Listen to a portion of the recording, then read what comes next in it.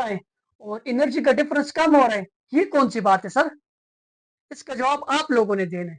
Radius वाले case में जैसे जैसे आप लोग पहले शेल और दूसरे शेल के दरमियान रेडियस इतना है, दूसरे और तीसरे के दरमियान इतना है, तीसरे और चौथे के दरमियान इतना है, चौथे और पांचवें के दरमियान इतना है, डिफरेंस इतना है रेडियस का।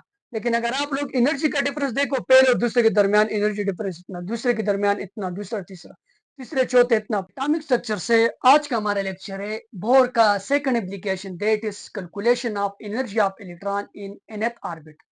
हम जो हाइड्रोजन के एटम के अंदर इलेक्ट्रॉन होते हैं किसी शेल के अंदर, पहले शेल के अंदर है, दूसरे के अंदर है, तीसरे के अंदर है, उसकी मैंने क्या कहा था, ये जो बोर के एक पाचुलेट है कि इसकी जो एनर्जी होती है वो क्वांटाइज होती है। किसी ऑर्बिट के अंदर पड़ा हुआ है तो उसकी एनर्जी क्या होती है, वो फिक्स होती है। अब मैं बताऊंगा कि पहला ऑर्बिट के अंदर है, दूसरे के अंदर है, तीसरे के अंदर है, एनर्जी कितनी होती है और हम कैसे कैलकुलेट करेंगे। इसके लिए मैं एक मैथमेटिकल इक्वेशन आप लोगों के सामने डिराइव करूंगा। तो हम टाइम जाए के बगैर लेक्चर को शुरू करते हैं।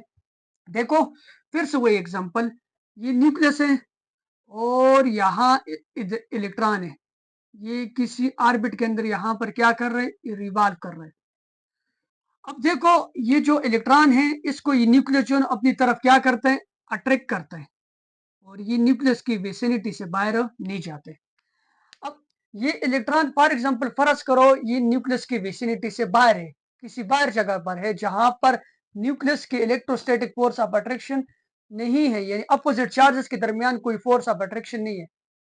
अब न्यूक्लियस क्या करते हैं, इस इलेक्ट्रॉन को विसिनिटी से लेके आते ऐसी जगह पर ले आते हैं जहां पर न्यूक्लियस और इस इलेक्ट्रॉन के दरमियान फोर्स ऑफ अट्रैक्शन क्रिएट हो जाती है। और यही जो इलेक्ट्रॉन है, अभी इस इलेक्ट्रॉन की दो किस्म की एनर्जीज है। एक एनर्जी वो होगी जिस एनर्जी के साथ ये इस ऑर्बिट के अंदर मूवमेंट करेगा, काइनेटिक एनर्जी। काइनेटिक एनर्जी किसकी वजह से होती है, ड्यू टू मूवमेंट। और दूसरी जो एनर्जी होगी इस इलेक्ट्रॉन की, वो क्या होगी, वो यहाँ ये जो फील्ड है ना, फील्ड, फील्ड की वजह से होगी। और जो एनर्जी इलेक्ट्रॉन की या किसी चीज की किसी फील्ड की वजह से होती है उसको हम बोलते हैं potential energy.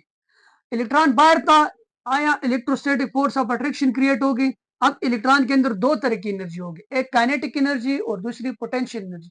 Kinetic energy movement करेगा और पोटेंशियल एनर्जी जो होगी वो क्या होगी, वो फील्ड की वजह से होती है, यानी न्यूक्लियस और इलेक्ट्रॉन के दरमियान जो अट्रैक्शन है उसकी वजह से।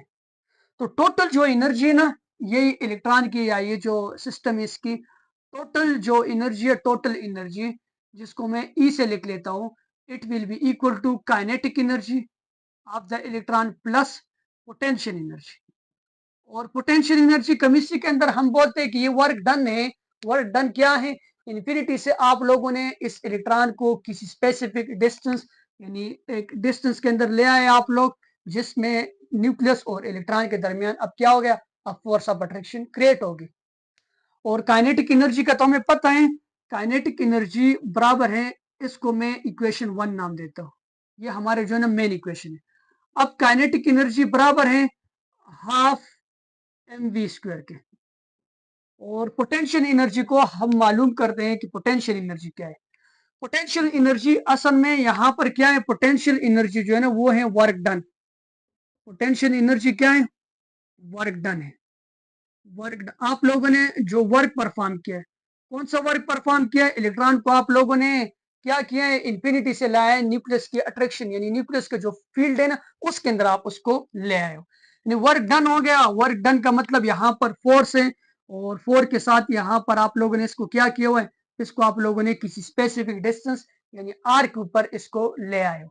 पोटेंशियल एनर्जी को मैं ऐसा लिख सकता हूँ, potential energy will be equal to R और साथ में जो क्रॉस है ना ये फोर्स के बराबर है। वर्क डन आप लोगों ने किया है, यानी ये जो वर्क डन है ये किस्म का फोर्स है, और वो जो फोर्स है ना वो नेगेटिव साइड, यानी इलेक्ट्रॉन को आप लोगों ने क्या किया, अट्रैक्ट किया हुआ है। और दूसरी बात ये तो केमिस्ट्री वाले कहते हैं कि हमने वर्क डन किया है, इंफिनिटी से इधर ले आए, लेकिन फिजिक्स की जबान में ऐसा नहीं है। फिजिक्स की जबान में ऐसा है कि पोटेंशियल एनर्जी की दो टाइप्स होती है। एक पोटेंशियल एनर्जी जिसमें दो सेम चार्जेस होते हैं, जिसमें दो चार्जेस एक दूसरे को रिपेल करेंगे, तो रिपेल वाले के केस में पोटेंशियल एनर्जी को आप लोगों ने पॉजिटिव साइन के साथ लिखना है।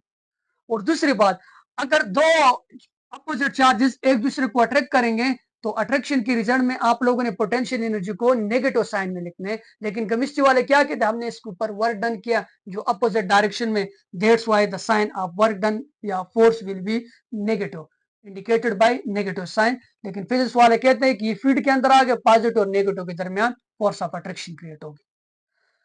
अब यहाँ पर ये जो एफ है ना, वर्क डन जिसको आप लोग बोलते हो, या ये फोर्स ऑफ अट्रैक्शन है न्यूक्लियस और ये इलेक्ट्रॉन के बीच में, जिसको हमने लास्ट लेक्चर में पढ़ लिया। दो अपोजिट चार्जेस के दरमियान जो फोर्स ऑफ अट्रैक्शन है वो क्या है, ये असल में कोलम्बिक फोर्सेस है या इलेक्ट्रोस्टैटिक फोर्स है। तो मैं यहाँ पोटेंशियल एनर्जी की इक्वेशन में एफ की जगह इसकी वैल्यू लिख लेता हूँ। लास्ट टाइम जब मैं रेडियस कैलकुलेट कर रहा था वहां पर भी मैंने लिखा हुआ है। तो potential energy will be equal to force, negative sign लगाने। अब ये जो फोर्स है कोलम्बिक फोर्स है न्यूक्लियस और इलेक्ट्रॉन के बीच में, तो it will be equal to directly proportion to K, आगे खत्म करने के लिए यानी Q1 Q2 R स्क्वायर। ये असल में ना कोलम्बिक फोर्स असल में आप लोगों के पास ये F C is equal to Q1 Q2 divided by R square, यानी मैग्नीट्यूड ऑफ चार्जेस का डायरेक्टली प्रोपोर्शन और उनके डिस्टेंस के दरमियान इनवर्सली प्रोपोर्शन। और इसको प्रोपोर्शनलिटी साइन को खत्म करने के लिए हम कांस्टेंट लगा लेते हैं, और कोलम्बिक कांस्टेंट या इलेक्ट्रोस्टैटिक कांस्टेंट और R स्क्वायर। और यहाँ पर जो के है ना, के किसके बराबर है, 1 divided by 4 pi epsilon not, ये चीज के बराबर है। तो असल में ये चीजें मैं यहाँ पर अब आप लोग के लिए डायरेक्ट लिख लूंगा, ये एफ की जगह ये सारी चीजें मैं यहाँ पर लिख लेता हूँ, के को लिखने की जरूरत नहीं है। एक ये हो जाएगा, यहाँ अपोजिट चार्ज है तो न्यूक्लियर चार्ज हाइड्रोजन है, एक में जेड ई से लिख लेता हूँ और दूसरा वाला ई। अब मैं इसको भी डायरेक्ट लिख लेता हूँ, चलो नेक्स्ट स्टेप के अंदर ही लिख लेता हूँ, और साथ में डिवाइडेड बाई आर स्क्वायर, और ये के। अब के की जगह इसकी वैल्यू यहां पर लिख लो, साथ में आर है ना, आर को साथ में छोड़ना नहीं, ये वाला जो आर है जो किसी स्पेसिफिक डिस्टेंस के ऊपर आप इसको ले आए हो। तो पोटेंशियल एनर्जी आप लोग के पास इक्वल हो जाएगी माइनस जेड ई स्क्वायर, यानी ई का स्क्वायर हो जाएगा, divided by 4 pi epsilon naught. Epsilon naught क्या है, वैक्यूम परमिटिविटी है जिसकी value 8.85 cross 10 raise to power -12 coulomb square पर जूल पर मीटर। और साथ में यहाँ पर क्या हो जाएगा, R square multiply by R. अब ये एक आर दूसरे आर के साथ कैंसिल आउट हो जाएगा, और यहां से मैं पोटेंशियल एनर्जी को थोड़ा सा आगे लेके जाता हूँ। Potential energy will be equal to minus Z E square divided by 4 pi epsilon naught, और साथ में आर हो जाएगा। मैं वीडियो को देख लेता हूँ कि नजर आ रहे हैं यानी, डिवाइडेड बाई आर स्क्वायर, बिल्कुल नजर आ रहे हैं।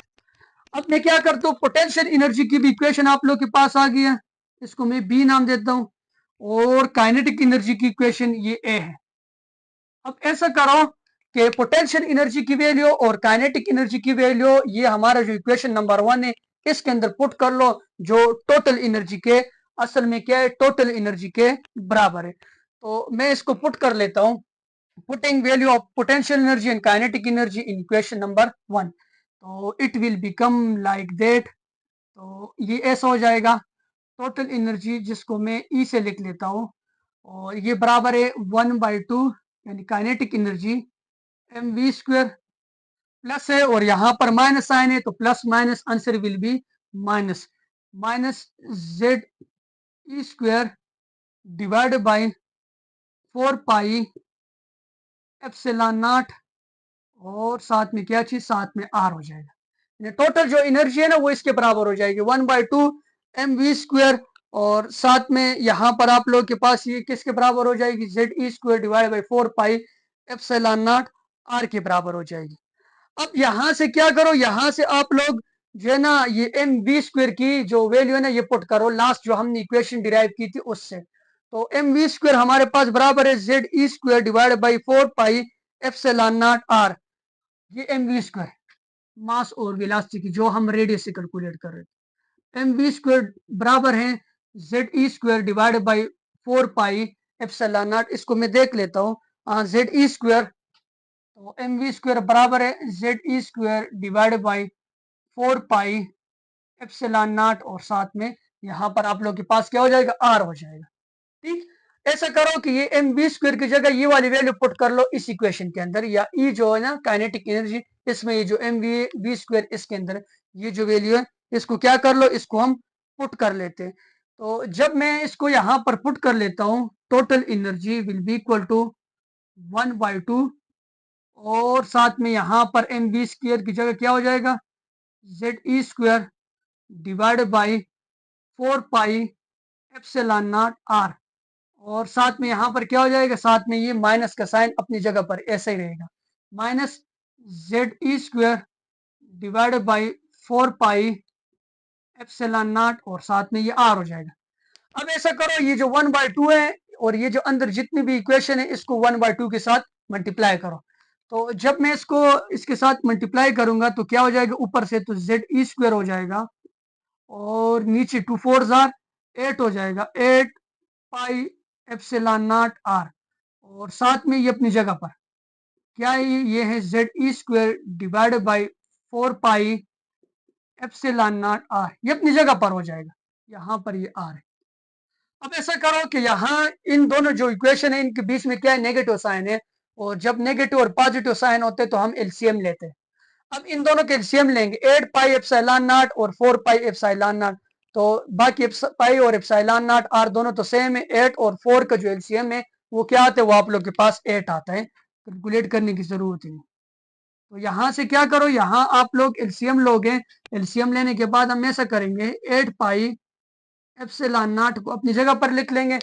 अब 8 पाई एप्सिलॉन नॉट आर और 8 पाई एप्सिलॉन नॉट इसको ये एक दूसरे के साथ कैंसिल आउट हो जाएंगे, यानी 1 के साथ ये डिविजिबल है, और 1 को फिर आप लोग क्या करो, ये जेड ई के साथ मल्टीप्लाई करो। तो जेड ई के साथ जब आप लोग मल्टीप्लाई करते हो 1 को तो यही आते, कोई फर्क नहीं पड़ता, दरम्यान में माइनस का साइन है। अब 4 को जब आप लोग 8 के साथ डिवाइड करते हो तो आंसर 2 आते हो, 2 को फिर मल्टीप्लाई करो इसके साथ, तो इसके साथ जब आप लोग इसको मल्टीप्लाई करते हो तो क्या आता है, 2 ZE² आ जाए यहाँ से।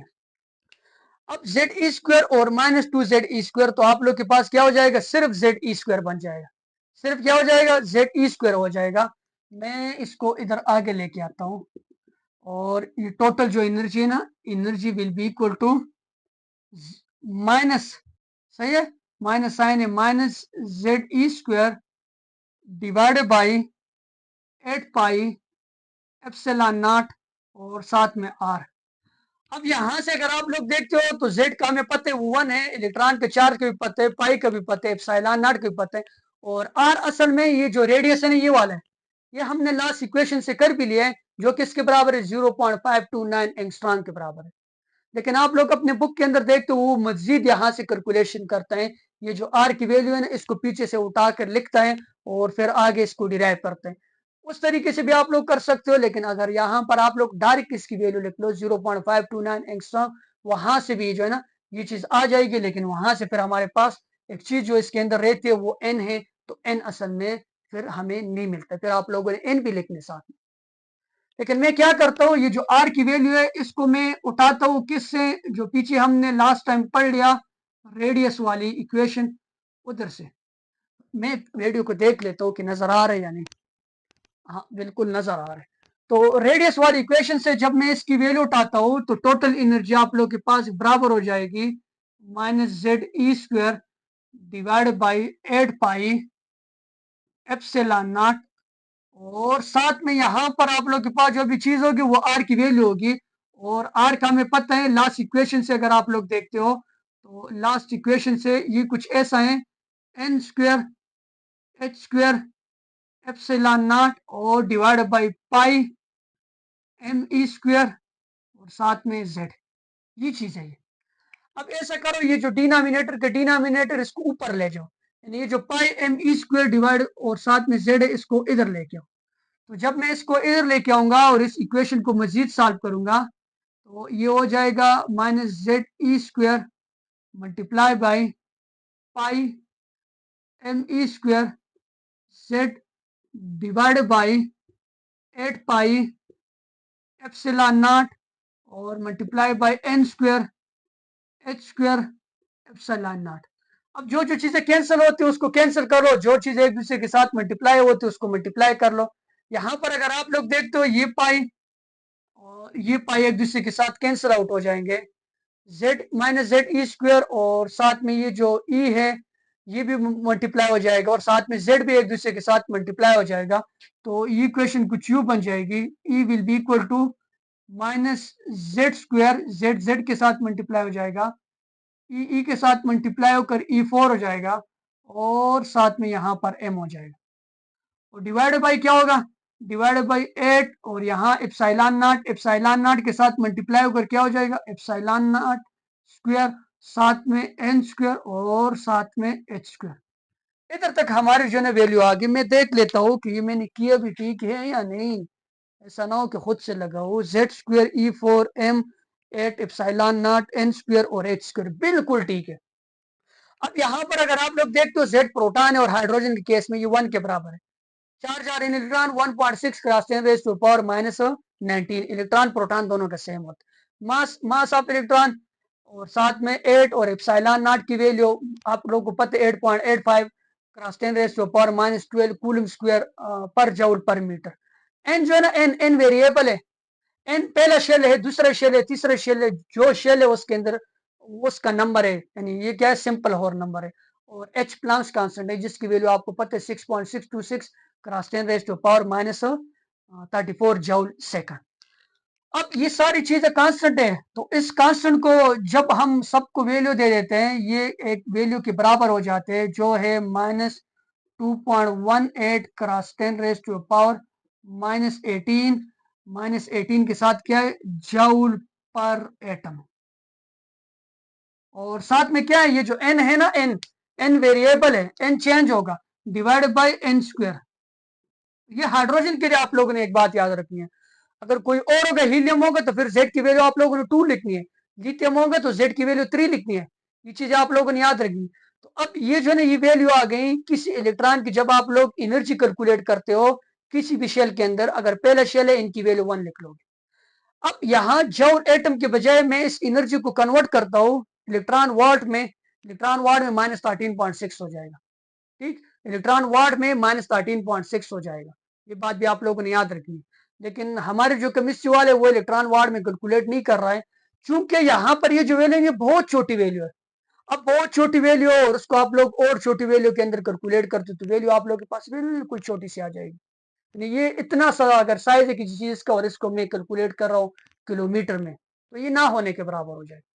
अब मैं ये जो वैल्यू इसको कन्वर्ट करता हूँ जूल एटम से किसके अंदर, किलो जूल पर मोल के, किलो जूल पर मोल में इन्होंने कन्वर्ट किया ना। हाँ जी, हाँ, किलो जूल पर मोल के अंदर इसको मैं कन्वर्ट करता हूँ। तो जब मैं किलो जूल पर मोल के अंदर इसको कन्वर्ट करूंगा, E total energy will be equal to minus 2.1 cross 10 raise to power minus 18 है, 8 नहीं 18 है सही, minus 18 divide by n square या 1/n²। और साथ में जब मैं किलो जूल पर मोल में इसको कन्वर्ट करूंगा, तो जूल और किलो जूल, एक जूल के अंदर जो है ना, एक जूल को अगर आप लोग किलो जूल में कन्वर्ट करोगे डिवाइड बाई 1000 करोगे, और एटम को जब मोल में कन्वर्ट करोगे तो उसको 6.023 क्रॉस 10 रेज टू पावर 23 के साथ मल्टीप्लाई करो, यानी वगाडो नंबर के साथ। इसको मैं क्या कर लेता हूँ, 6.023 क्रॉस 10 रेज टू पावर 23 और डिवाइडेड बाय क्या कर लेता हूँ, डिवाइडेड बाय 1000। और ये अब क्या हो जाएगा, ये हो जाएगा किलो जूल पर मोल। ये नजर नहीं आएगा तो मैं इसको आगे मजीद कैलकुलेट करता हूँ। अब जब आप लोगों ने ये सारी कन्वर्जन कर ली, तो कन्वर्जन करने के बाद मैं इधर आता हूँ, ये किलो जूल पर मोल में भी कन्वर्ट हो गए हैं। मैं इसको थोड़ा सा मिटा देता हूँ, सही है। उम्मीद है आप लोगों ने ये लिखा होगा या समझे होंगे। दोनों में से अगर एक काम भी किया है तो काफी है, इट्स इनफ। अब मैं मजीद चीजें इसके अंदर आप लोग को बताना चाहता हूँ।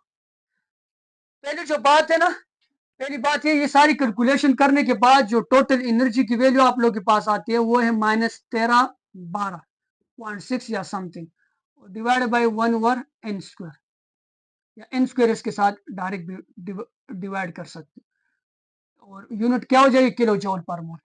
अब आप लोगों ने इलेक्ट्रॉन की एनर्जी कैलकुलेट करनी है और सिर्फ ये चीज वेरिएबल चेंज करना है, एन को चेंज करना है। एन को चेंज करने से यहां पर आप लोग के पास एनर्जी आएगी। अब मैं क्या करता हूँ, एन की जो वैल्यू है ना, एन की वैल्यू तो फिक्स होती है। N should be 1 for first shell, N should be 2 for second shell, N should be 3 for third shell and so on. L principal quantum number है। अब मैं अगर एन की वैल्यू 1 पुट करता हूँ n की वैल्यू 1 पुट करने से इसको अगर आप लोग 1 के ऊपर डिवाइड करो तो कोई भी फर्क नहीं। For first shell for n1 तो energy of electron will be equal to -1312.6 kilo joule पर मोल। पहले शेल के अंदर जो इलेक्ट्रॉन की एनर्जी है वो इतनी है। अब इलेक्ट्रॉन दूसरे शेल के अंदर चला गया, एन की वैल्यू क्या हो जाएगी, एन की वैल्यू हो जाएगी 2। तो एन की वैल्यू जब आप लोग 2 पुट करोगे is equal to -1312 divide by 2 का स्क्वायर 4 हो जाएगा। 4 को जब आप लोग इसके ऊपर डिवाइड करते हो 4 1 जा 4, 4 3 जा 12 और साथ में यहाँ से ये फिर आप लोग के पास 2 हो जाएगा, यानी 300 समथिंग हो। मैं यहाँ से लिख ही लेता हूँ -312 और दूसरे शेल के लिए -328 हो जाएगा और ये हो जाएगा 328 किलो जूल पर मोल। अब देखो आप लोग अगर यहां से देखते हो तो जितना आप लोग शेल से दूर जाते हो तो इलेक्ट्रॉन की एनर्जी क्या हो रही है, इलेक्ट्रॉन की एनर्जी जो है ना वो बढ़ रही है, इंक्रीज हो रही है। आप लोग बोलोगे डिक्रीज हो रही है, लेकिन इलेक्ट्रॉन की जो एनर्जी है ना वो क्या हो रही है, वो डिक्रीज हो रही है, क्योंकि नेगेटिव साइन का मतलब -328 जो है ना ये क्या है, ये ज्यादा है और यहाँ पर ये जो है ना ये क्या है, ये कम है। पहले शेल के अंदर इलेक्ट्रॉन है तो उसकी एनर्जी कम है, दूसरे शेल के अंदर इलेक्ट्रॉन है उसकी एनर्जी ज्यादा है। मतलब ये इलेक्ट्रॉन को अगर आप लोग निकालोगे यहाँ +1312 में एनर्जी दोगे, यहाँ +328 दोगे।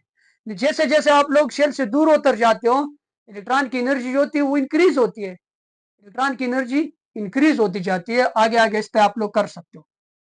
इसी तरह अगर आप लोग ऐसा करते हो दो शेल के दरमियान एनर्जी डिफरेंस निकालते हो, मतलब ये डेल ई निकालते हो। अगर इलेक्ट्रॉन आप लोग ऐसा करते हो कि इलेक्ट्रॉन पहले शेल के अंदर है और इलेक्ट्रॉन दूसरे शेल के अंदर है तो उन दोनों के दरमियान एनर्जी का डिफरेंस कितना होगा।